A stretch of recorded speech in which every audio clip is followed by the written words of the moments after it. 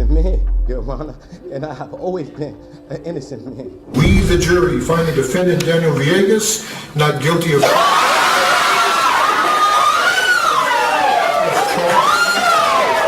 They took so much from me, right? And there's nothing that they can do that will make up for the time they took from me, right?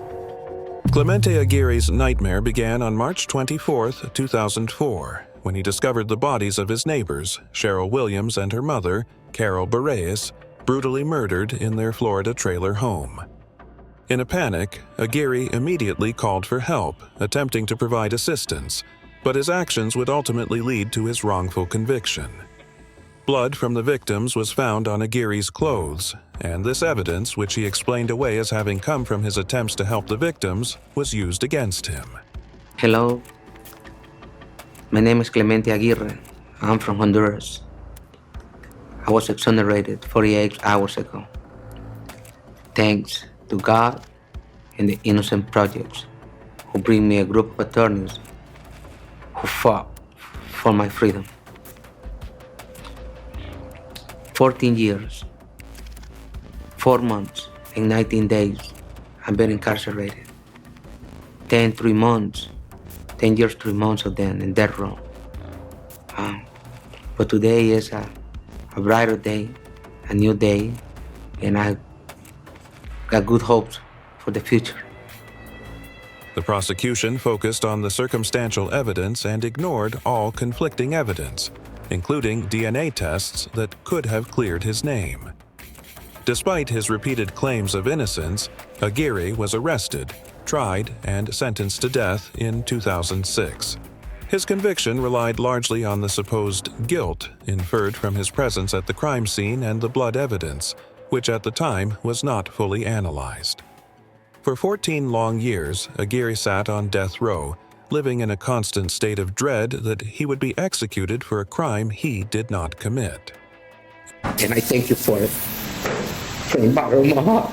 Clemente Aguirre was set free after spending more than 10 years on Florida's death row for a double murder he didn't commit. In 2004, he discovered the slain bodies of his neighbors inside their home. He had multiple alibi witnesses for the time of death, but he was arrested and sentenced to death. I didn't do it. I don't kill nobody.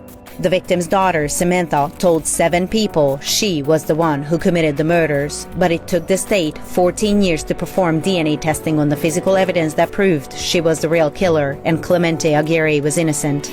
I do know that nobody believed me back then. No one. Besides my mother, no. In 2018, after years of legal battles and tireless advocacy from organizations like the Innocence Project, new DNA testing revealed that the blood found at the crime scene did not match Aguirre's, but rather it belonged to Samantha Williams, the daughter of one of the victims, who had a violent history. DNA evidence confirmed what Aguirre had maintained all along. He was innocent. In an emotional and hard-fought victory, Aguirre was exonerated in 2018, but the damage was done. Clifford Williams. A Jacksonville man who spent 42 years in prison for a crime he did not commit was laid to rest this morning. Clifford Williams. In 1976, Clifford Williams was wrongfully convicted of the murder of Jeanette Williams in Jacksonville, Florida. Williams and his nephew, Nathan Myers, were accused by Nina Marshall, the sole eyewitness, who claimed she saw the men shoot Jeanette in her apartment. There was no physical evidence linking either man to the crime. Despite their strong alibis, confirmed by multiple witnesses, Williams was sentenced to death and Myers received a life sentence. The case against them rested almost entirely on the shaky and inconsistent testimony of Marshall. Well, new tonight, a man exonerated and released from prison after his 1976 murder conviction was overturned has died. Clifford Williams is the man you see here in the striped shirt in video from 2019. His release, along with his nephews, who also spent more than 4 decades in prison, made headlines around the country. Williams was later awarded more than $2 million.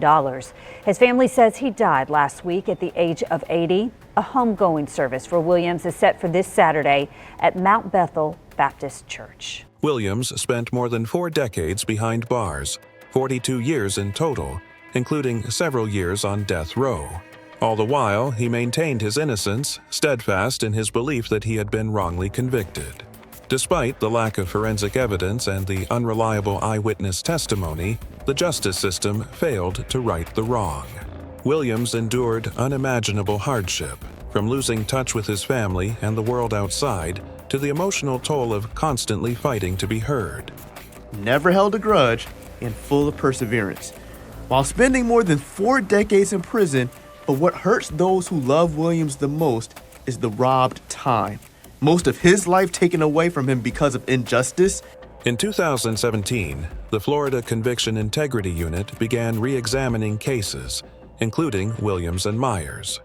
Their investigation revealed glaring flaws in the original case, including the fact that Marshall's testimony had changed multiple times and that evidence pointing to another suspect was ignored.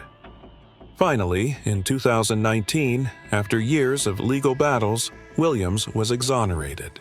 John Bunn. My name is John Bunn. I was recently exonerated after 27 years for being accused and convicted of a crime I had no knowledge of, I had nothing to do with. John Bunn's life took a drastic turn in 1991, when at just 14 years old, he was wrongfully convicted for the murder of an off-duty corrections officer, Cato T. Selma, in Brooklyn, New York. Bunn was arrested based on a coerced witness identification and a fabricated confession that was later proven to be false. He was convicted despite the lack of any physical evidence linking him to the crime. The investigation, led by Detective Louis Scarcella, was marred by corruption and unethical practices that would come to light years later. I'm an innocent man, Your Honor, and I have always been an innocent man, Your Honor. Bunn, an innocent teenager, was sentenced to 25 years to life, despite the many inconsistencies in the case against him. As a young boy facing an adult trial, Bunn was subjected to harsh conditions in prison, where he was left to navigate a broken system that did not believe in his innocence. The trauma of being wrongly convicted shaped his life, but Bunn never lost hope. He fought tirelessly to prove his innocence, even as the years of imprisonment mounted.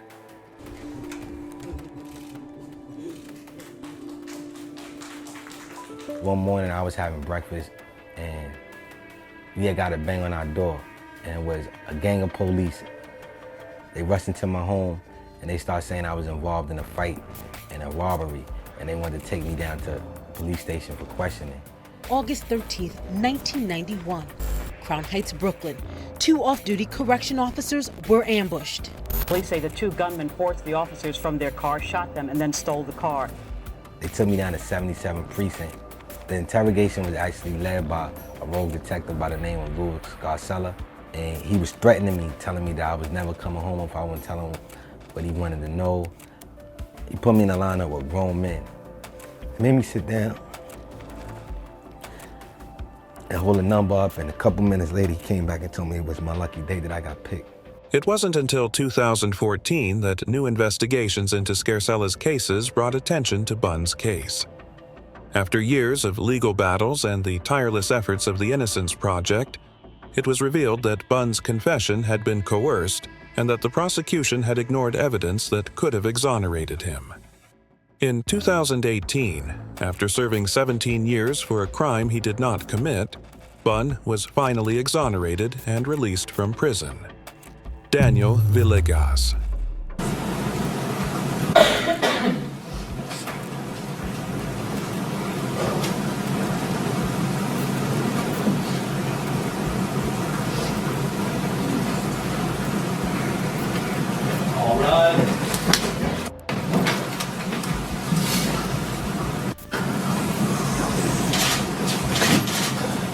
Please be seated. We are back on the record in cause number 940D09328, the state of Texas versus Daniel Villegas. The records reflect the attorneys for the state, the attorneys for the accused. The accused are present in the courtroom. The court has brought the jury back into the courtroom, having received a message that they've reached a verdict. Madam Presiding Juror has in fact reached a verdict. Could you please hand the charge and the verdict form to the bailiff, who will deliver it to the court so that I can ensure that it is in proper form.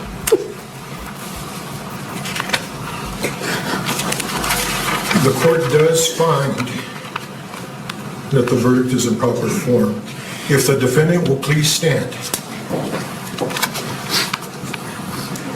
In the District Court of El Paso County, Texas, 409th Judicial District, the State of Texas versus Daniel Villegas, number 94-0D09328. Verdict Form B. We, the jury, find the defendant Daniel Villegas not guilty of...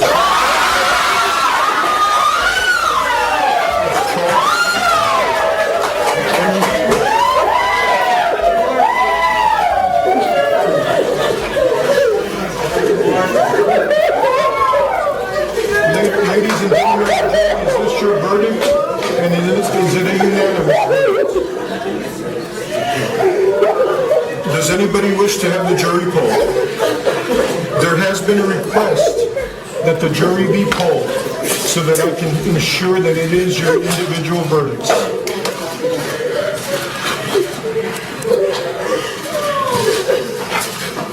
Daniel Villegas was only 16 years old when he was wrongly convicted for a double murder in El Paso, Texas, in 1993.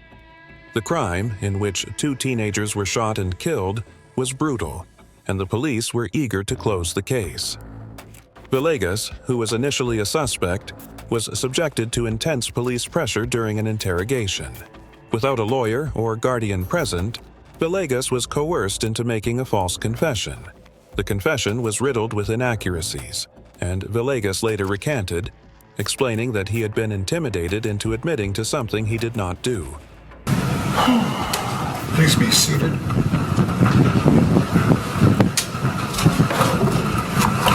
We're back on the record in cause number 94-0D09328, State of Texas versus Daniel Villegas. The record should reflect the attorneys for the state, the attorneys for the accused. The accused are present in the courtroom. The court has received a message from the jury indicating that they've reached a verdict. Pete, let's bring the jury in.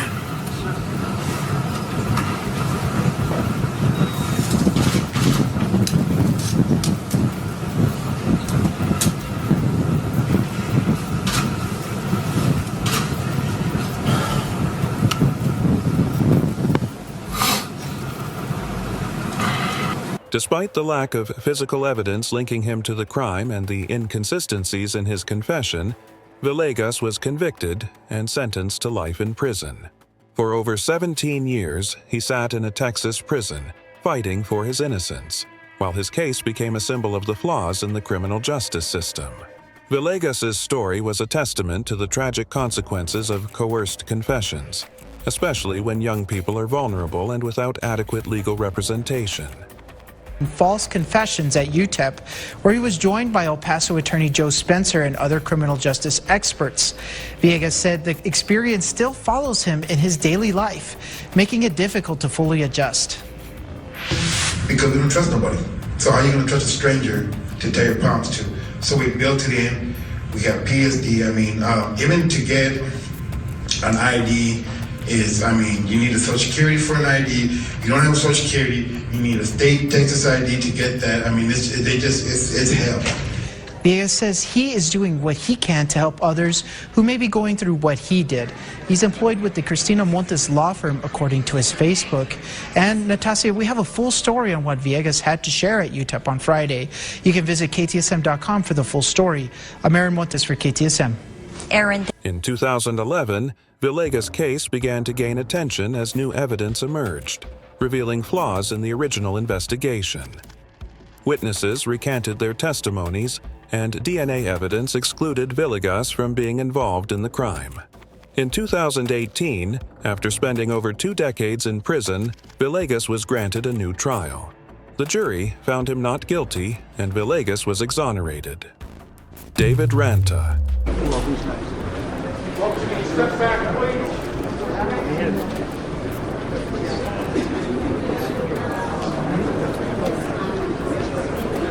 Just thank you.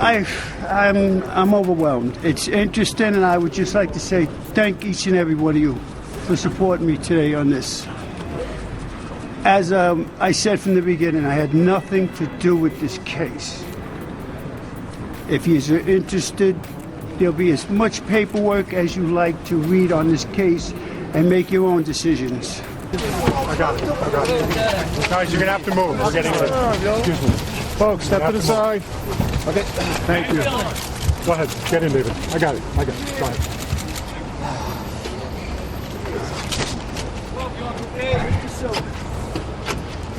David Ranta was a man whose life was destroyed by a case of wrongful conviction. David Ranta is a notable figure in a wrongful conviction case in the United States. His story highlights systemic issues in the justice system and has been covered in detail in media and legal circles.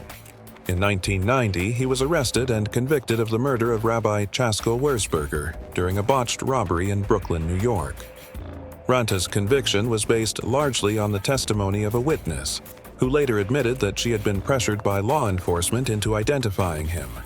The case was built on unreliable evidence, and the investigation led by Detective Louis Scarcella was marred by misconduct. Despite this, Ranta was sentenced to 37 years in prison. Ranta's conviction in 1991 was largely based on flawed testimony and police misconduct. Several witnesses, including a young child, later revealed that detectives had coerced them into identifying Ranta as the perpetrator. Other testimony used to convict him was inconsistent or unreliable. Nevertheless, he was found guilty of second-degree murder and sentenced to 37.5 years in prison. For over 2 decades, Ranta maintained his innocence, but his appeals were unsuccessful. For David Ranta, it was a moment more than 2 decades in the making. In handcuffs, he again faced a judge, but this time, the conviction for a murder he insists he didn't commit was thrown out. Mr. Ranta, to say that I'm sorry for what you have endured would be an understatement and grossly inadequate, but I say it to you anyway. Ranta mouthed thank you to the judge. Overcome with emotion, his family cheered, some cried. His handcuffs were taken off, and the judge made it official. The defendant's motion to vacate the judgment of conviction is granted.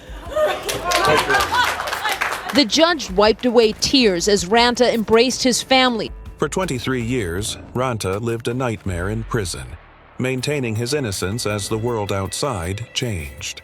His case was a tragic example of how law enforcement, eager to close a case, can disregard the truth and the lives of the innocent. Ranta's trial had been rushed, with little regard for the facts. Over the years, he continued to fight for his exoneration, while also attempting to rebuild the shattered relationships with his family and friends. That included a daughter who was a baby when he was convicted. With a bag of his belongings slung over his shoulder, he walked out and faced cameras. I'm overwhelmed. It's interesting, and I would just like to say thank each and every one of you for supporting me today on this. As I said from the beginning, I had nothing to do with this case. If you're interested, there'll be as much paperwork as you like to read on this case. Do you have any one thing you want to do? Yeah. Get the hell out of here, maybe. Ranta had always maintained he did not kill Rabbi Haskell Wurzburger. Handcuffs removed after a judge and prosecutors agreed the evidence didn't show that he murdered a prominent local rabbi in 1990. In 2013, as more and more cases linked to Detective Scarcella came under scrutiny, Ranta's case was reopened. New evidence, including the recantation of the original witness and the discovery that key evidence had been withheld, led to his eventual exoneration. After 23 years, Ranta walked out of prison a free man in 2013. John Muller.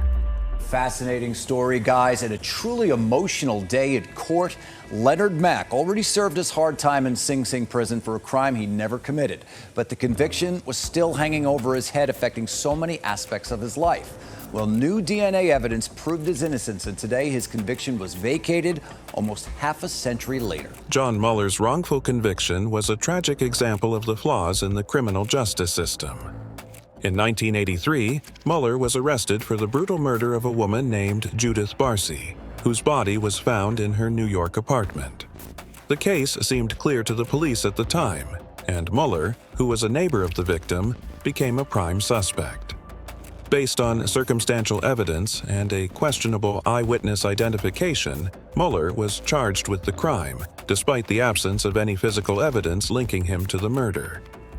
After 48 years,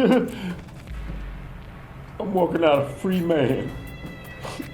Overcome with emotion, Leonard Mack released almost 50 years of tears in Westchester County Court. The case against Mueller rested heavily on the testimony of a witness who claimed to have seen him near the scene, but this testimony was later proven to be unreliable.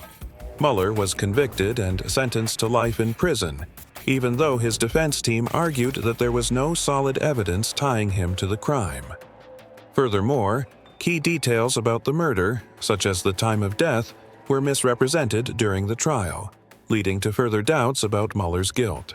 His 1976 rape conviction finally vacated. He spent 7 years behind bars for a crime he never committed. DNA evidence proved his innocence. Now his record is clean. When this crime happened, I was 23 years old.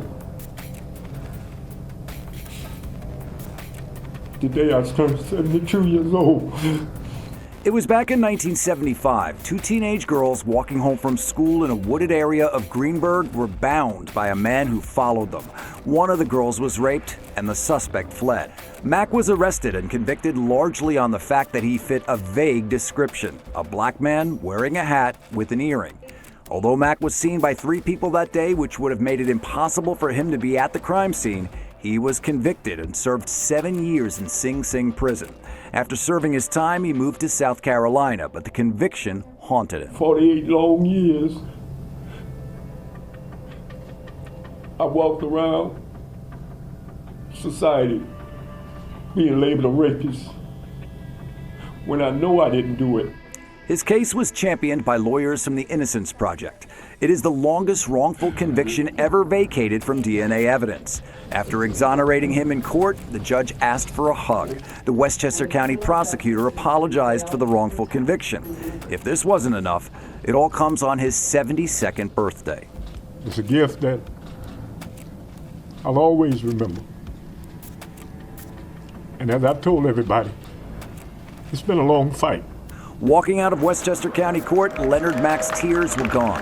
Mueller's time in prison was marked by a relentless pursuit of justice. Over the years, he appealed his conviction, each time finding new flaws in the prosecution's case and calling for new investigations. His legal team discovered that important evidence had been overlooked or suppressed during the trial. One of the most crucial pieces of new information came when DNA testing excluded Mueller from the scene, casting serious doubt on the original conviction. After spending 30 years behind bars, Mueller was finally exonerated in 2013, when new evidence and DNA testing cleared his name. The case against him was officially dismissed, and Mueller was released from prison. Although he was freed, the decades he spent wrongfully incarcerated left a lasting impact on his life. The emotional and psychological toll of those years, as well as the strained relationships with his family, could never be fully repaired.